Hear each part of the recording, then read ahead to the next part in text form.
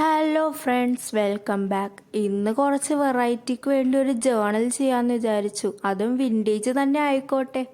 പിന്നെ ഫ്രണ്ട്സ്, എൻ്റെ ഈ വിൻറ്റേജ് ജേണലിൻ്റെ സെറ്റ് ഉള്ളതുകൊണ്ടാണ് കേട്ടോ ഞാൻ ഈ വിൻറ്റേജ് തീം സെലക്ട് ചെയ്തത്. അതേപോലെ തന്നെ ഈ വിൻറ്റേജ് ജേണലിങ്ങിനോട് എനിക്കൊരു പ്രത്യേക ഇഷ്ടവുമാണ്. അപ്പോൾ എങ്ങനെയാ, നമുക്ക് നമ്മുടെ പരിപാടി തുടങ്ങിയാലോ?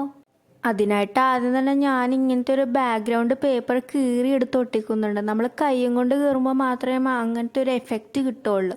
അതിനുശേഷം ഞാൻ ഈ ഒരു ചെറിയ ബേർഡിൻ്റെ ഫോട്ടോ കൊണ്ട് ഒട്ടിക്കുന്നത്. ഇത് സ്റ്റാമ്പാണെന്ന് തോന്നണം, അറിയില്ല എന്താണെന്ന് കറക്റ്റായിട്ട്.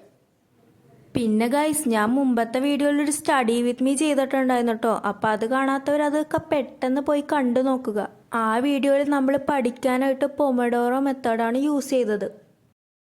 ഈ പൊമഡോറോ മെത്തേഡ് എന്താണെന്ന് ചോദിച്ചു കഴിഞ്ഞാൽ 50 മിനിറ്റ് സ്റ്റഡിയും 10 മിനിറ്റ് റെസ്റ്റും. ഈ 10 മിനിറ്റ് റെസ്റ്റിൽ നമുക്ക് എൻജോയ്മെൻറ്റ് കിട്ടണ വർക്കൊക്കെ ചെയ്യാം.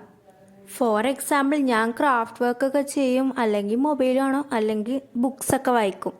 ബൈ ദ വേ, നമുക്ക് നമ്മുടെ മെയിൻ ടോപ്പിക്കിലോട്ട് വരാം. ആ ബേർഡിൻ്റെ സ്റ്റാമ്പ് ഒട്ടിച്ചതിന് ശേഷം ഞാൻ ഏറ്റവും താഴ്ഭാഗത്തായിട്ട് ഒരു ട്രാൻസ്ലൂസൻ സ്റ്റിക്കറും കൂടി ഒട്ടിക്കുന്നുണ്ട്. അതിനുശേഷം കുറച്ച് റൈറ്റിങ്സ് ഒക്കെ ഉള്ള ഒരു പേപ്പറിൽ നിന്ന് ഒരു എൽ ഷേപ്പ് പോലെ ഇതേപോലെ കട്ട് ചെയ്തിട്ട് ഒട്ടിക്കുന്നുണ്ട്. അങ്ങനെ നമ്മുടെ ഫസ്റ്റ് പേജിൻ്റെ ഏകദേശം പരിപാടിയൊക്കെ കഴിഞ്ഞിട്ടുണ്ട്. ഇനി നമുക്ക് നമ്മുടെ സെക്കൻഡ് പേജ് നോക്കാം. സെക്കൻഡ് പേജിൽ ഞാൻ മുകളിലും താഴെയുമായിട്ട് ഇങ്ങനെ ഈ വിൻറ്റേജ് പേപ്പർ ഇതേപോലെ കീറിയിട്ട് ഒട്ടിച്ചു കൊടുക്കുന്നുണ്ട്.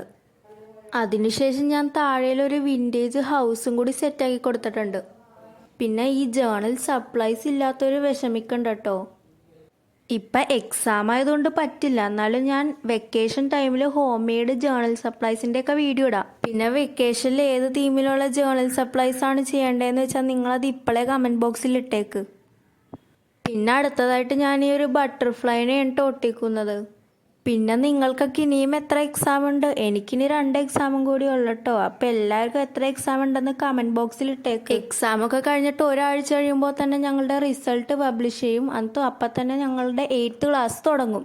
ഇനി അടുത്തതായിട്ട് ഞാൻ ഇതേപോലെ ഒരു വിൻറ്റേജ് പേപ്പർ സർക്കിളിൽ വെട്ടിയിട്ട് ഇതേപോലെ ഒട്ടിച്ചു കൊടുക്കുന്നുണ്ട്. അതിനുശേഷം ഞാനൊരു വാഷി ടേപ്പ് ഒട്ടിക്കുന്നുണ്ട്.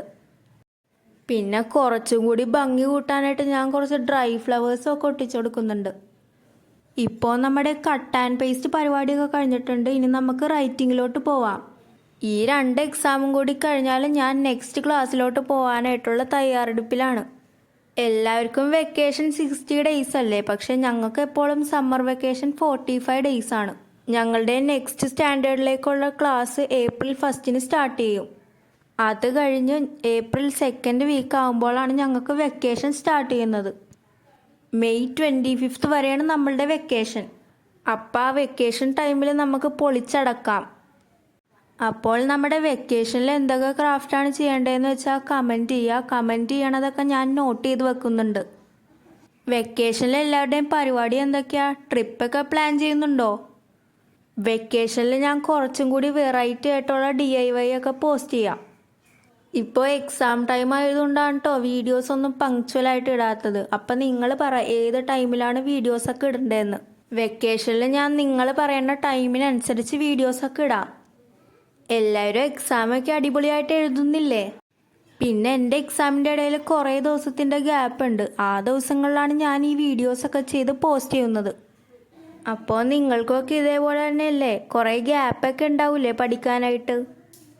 ഞാൻ പറഞ്ഞ പൊമഡോറോ മെത്തേഡൊന്ന് യൂസ് ചെയ്ത് നോക്കൂ കേട്ടോ. നല്ല യൂസ്ഫുള്ളാണ്. കുത്തിയിരുന്ന് പഠിച്ചാൽ നമ്മളുടെ തലയിലൊന്നും കയറൂല. അപ്പോൾ അത് ഭയങ്കര യൂസ്ഫുള്ളാണ് കേട്ടോ. അപ്പോൾ എല്ലാവരുമൊക്കെ നന്നായിട്ട് എക്സാം എഴുതുക. All the best. ഈ ജേണലിംഗ് വീഡിയോ കണ്ടിട്ട് ഇതിൻ്റെ ഫീഡ്ബാക്കൊക്കെ കമൻറ്റ് ചെയ്യാൻ മറക്കരുതേ. പിന്നെ വെക്കേഷൻ ടൈമിലൊക്കെ ഇതൊന്ന് ട്രൈ ഔട്ട് ചെയ്ത് നോക്കണം. അപ്പോൾ ഇനി അടുത്തൊരു നല്ല വീഡിയോ ഇട്ട് കാണാം. ബായ്.